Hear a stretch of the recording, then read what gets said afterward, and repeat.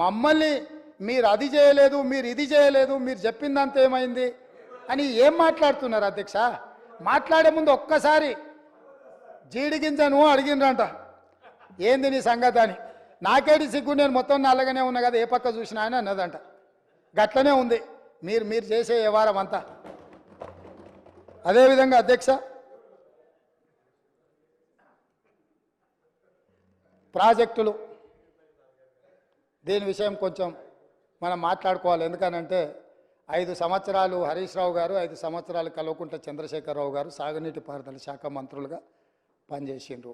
ఇక వారికి ఉన్న అనుభవం, వారికి ఉన్న జ్ఞానము, వారికి ఉన్న మేధో సంపత్తి వాళ్ళ మాటల్లోనే చాలాసార్లు మనం విన్నాం. ఈ సభలో కూడా వారే డాక్టరు, వారే లాయరు, వారే ఇంజనీరు, వారే స్ట్రక్చరల్ ఇంజనీరు, వారే 80,000 పుస్తకాలు చదివి వాళ్ళ మేధస్సుతోనే నిర్మించారు. మేడిగడ్డ కడితే మేడిపండు అయింది. ఇక అన్నారం సంగతి నేను చెప్పాల్సిన పర్లేదు. సుందీళ్ళు ఎప్పుడేమవుతుందో తెలియదు, పంపు సెట్లు ఏమైనాయో తెలియదు. ఇవాళ వీటి మీద చర్చ వచ్చినప్పుడల్లా, కాళేశ్వరం అవినీతి గురించి చర్చ వచ్చినప్పుడల్లా కృష్ణానది జలాలను ప్రాజెక్టులు అప్పచెప్పినరు అని మాట్లాడుతున్నారు అధ్యక్ష. ఇవాళ నిజంగానే వాళ్ళు మాట్లాడినప్పుడు నిజంగానే ఈ ప్రాజెక్టుల మీద జరిగిన అవకతవకలు కావచ్చు, లేకపోతే తప్పిదాలు కావచ్చు, వీటిని ఎట్లా సవరించుకోవాలి, ఎట్లా ముందుకెళ్ళాలి, ఎట్లా ప్రాజెక్టులను కాపాడాలి. పదే గతంలో 80,000 ప్రాజెక్టులకు 1,00,000 కోట్ల రూపాయల అవినీతి ఎట్లా జరుగుతుందని మేధావులు, మహామేధావులు మాట్లాడినారు అధ్యక్ష. ఇవాళ 1,47,000 కోట్ల రూపాయలకు అంచనాలు వచ్చినాయి. 97,500 కోట్ల రూపాయలు ఇప్పటికే కాంట్రాక్టర్లకు పేమెంట్లు చేసారు. ఇంకో 10,000 కోట్ల రూపాయలు పెండింగ్ ఉన్నాయని అధికారిక లెక్కలు చెప్తున్నాయి అధ్యక్ష. మరి ఇవాళ 97,500 కోట్ల రూపాయలు ఖర్చు పెట్టిన కాళేశ్వరంలో 90,000 ఎకరాలకు కూడా నీళ్లు అందలేదన్న మాట వాస్తవం కాదా? నిజం ఇట్లుంటే ఈరోజు ఇంకా మమ్మల్ని ఏదో నిందించాలనే ప్రయత్నం చేయడము దీనికి ఏమైనా సమంజసంగా ఉందా? దీని మీద ఎక్కువ వివరాలకు వెళ్ళదలుచుకోలేదు. మా ఉత్తమ్ కుమార్ రెడ్డి గారు దీనికి సంబంధించి పూర్తి స్థాయిలో విజిలెన్స్ నివేదికలు కానీ, లేకపోతే దీనికి సంబంధించిన అంశాలు అన్నీ కూడా సాగునీటి పారుదల శాఖ మంత్రి గారు నిన్నమన్న విజిలెన్స్ నివేదిక ఆధారంగా కొన్ని నిర్ణయాలు తీసుకున్నాడు. ఆ నిర్ణయాలు అన్నిటిని కూడా నాకు తెలిసినంత వరకు తమరు అనుమతిస్తే ఈ సభలో వాటిని వారు ప్రస్తావిస్తారని నేను భావిస్తున్నా. అదేవిధంగా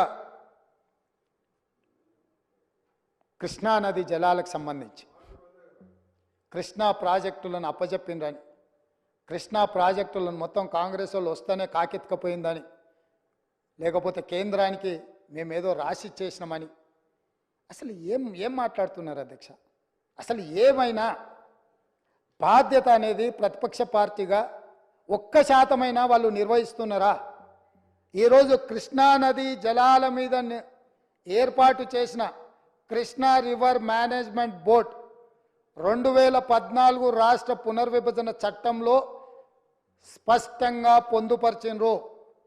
ఆ రోజు నేను కానీ, మా ఉత్తమ్ కుమార్ రెడ్డి గారు కానీ, లేకపోతే మా కోమటిరెడ్డి వెంకటరెడ్డి గారు కానీ, ఇక్కడ ఉన్నోళ్ళం ఎవరం మేము ఎంపీలం కాదు అధ్యక్ష.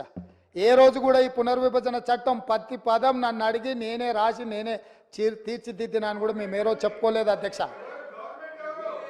మేము చెప్పుకోలేదు అధ్యక్ష. ఎవరు అధ్యక్ష ఆ రోజు సభలో సభ్యులు? కల్వకుంట్ల చంద్రశేఖరరావు గారు ఎంపీ.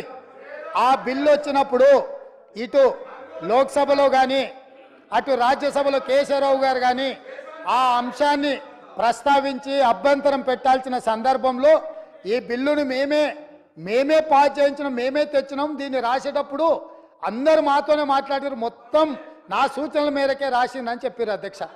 ఆ రోజు రాసింది చంద్రశేఖర్ రావే అయితే అందులో ఒకవేళ లోపం ఉంటే ఆ లోపాలకు బాధ్యులు ఎవరు అధ్యక్ష? ఈనాడు ప్రతిపక్ష నాయకుడు ఆ లోపాలకు బాధ్యుడు కాదా అని నేను మీ ద్వారా అడగదలుచుకున్న అధ్యక్ష వాళ్ళను.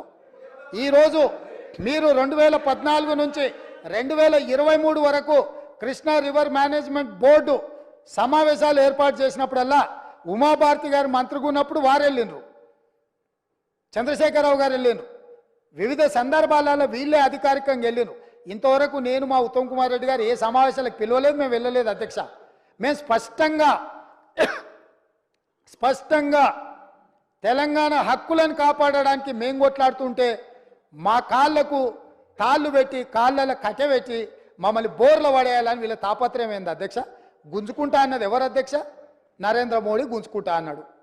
మరి వీళ్ళు ధర్నాలు చేయాలంటే ఏడు చేయాలి అధ్యక్ష? నల్గొండలు ఉంటాడా నరేంద్ర మోడీ? ఏడుంటాడు అధ్యక్ష? ఢిల్లీలో ఉంటాడు. శాతనైతే కల్వకుంట్ల చంద్రశేఖరరావు గారు, తన్నీర్ హరీష్ రావు గారు, కల్వకుంట్ల తారక రామారావు గారు ముగ్గురు పోయి జంతర్ మంతర్లో ఆమరణ నిరాదీక్ష చేయమను. మేము వాళ్ళని పోలీసులు తీసుకెళ్లకుండా వాళ్ళు అమరులు అవ్వడము లేకపోతే హక్కులను సాధించడము వరకు ఈ ప్రభుత్వం అండగా నిలబడుతుంది. వాళ్ళ ముగ్గురిని ఢిల్లీలో నరేంద్ర మోడీ తప్పిదాల మీద దౌర్జన్యం మీద ధర్నా చేయమనుండ్రు. కానీ నరేంద్ర మోడీతో కొట్లాడుతున్న మా కాళ్ళలో కట్టబెట్టి బోర్లు పడేస్తే ఎవరు అధ్యక్ష? అదేవిధంగా అధ్యక్ష, ఎన్నికల రోజు పోలింగ్ ఇక్కడ జరుగుతుంటే పక్క రాష్ట్ర ముఖ్యమంత్రి AK-47 తుపాకులతో పోలీసులను నాగార్జున సాగర్ డ్యామ్ మీదకు పంపించిండు అధ్యక్ష. ఇవాళ నేను అడగదలుచుకున్న వాళ్ళను, నాగార్జున సాగర్ 100% మన భూభాగంలో ఉంది. మన ప్రాంతానికి లోపటికొచ్చి తుపాకులు పెట్టి ప్రాజెక్టులను ఆక్రమించుకుంటుంటే వీళ్ళ సహకారం లేకుండా వస్తాడా అధ్యక్ష? ఇంటి దొంగలు లేకుండా జగన్మోహన్ రెడ్డి గారు లోపలికి వచ్చి నాగార్జున సాగర్ డ్యామ్ మీద పహారాలు కాసే పరిస్థితి వస్తుందా అధ్యక్ష? ఎందుకు ఆ రోజు వీళ్ళు మాట్లాడలేదు? వీళ్ళు ఇచ్చిన అలుసే కదా, వాళ్ళు పెట్టిన పులుసు తిని వీళ్ళు అలుసు ఇవ్వడం వల్లనే కదా ఈరోజు ఈ పరిస్థితి వచ్చింది.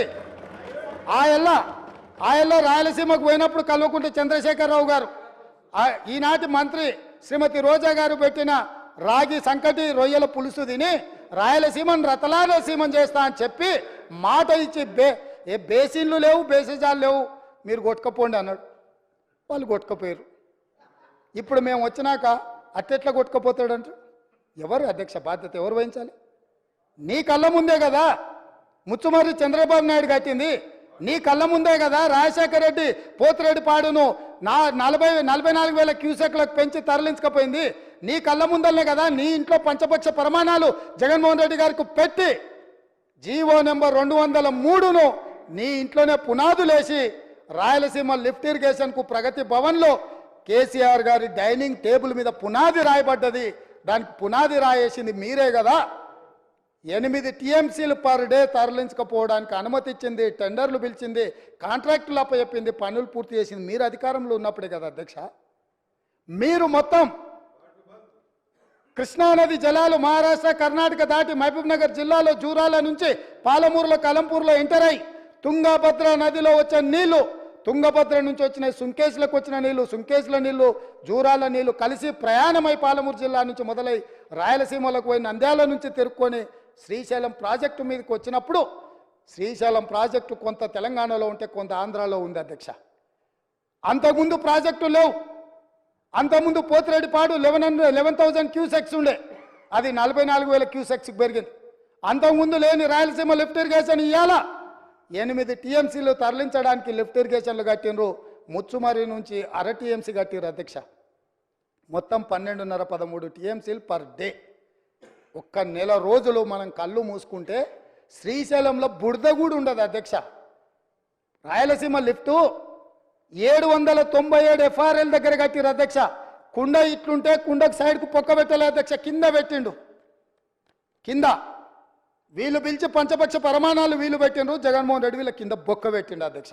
బొక్క పెట్టి మొత్తం తరలించకపోతుంటే మిన్నకుండా ఉన్న మీళ్ళు ఇవాళ నేను సూటిగా అడుగుతున్న హరీష్ రావుని మిత్రుణ్ణి, రాజకీయాలు పక్కన పెట్టండి, రాజకీయాలు పక్కన పెట్టండి, మీరు బాధ్యత కలిగిన మంత్రిగా చెప్పు.